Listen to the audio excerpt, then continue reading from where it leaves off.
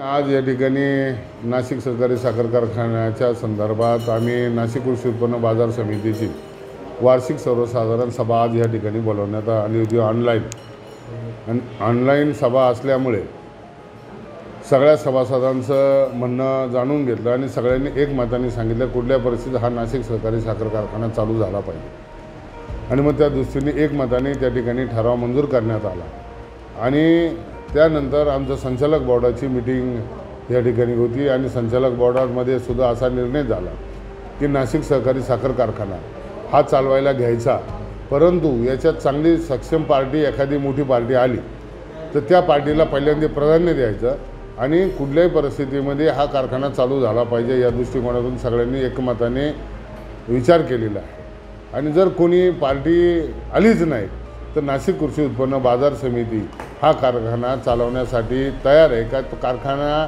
ही शेतकऱ्यांची संस्था आहे आणि ही नाशिक कृषी उत्पन्न बाजार समिती ही शेतकऱ्यांची संस्था आहे।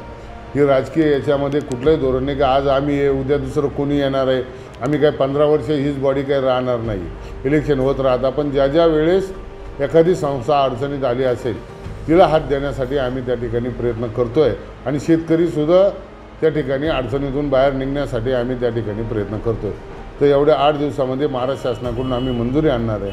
ती मंजुरी आल्या लगेच आम्ही टेंडर त्या ठिकाणी भरणार आहे। म्हणून या दृष्टीने हा निर्णय आम्ही संचालक बोर्ड वार्षिक सर्वसाधारण सभेमध्ये एकमताने ठराव मंजूर करण्यात आलेला आहे।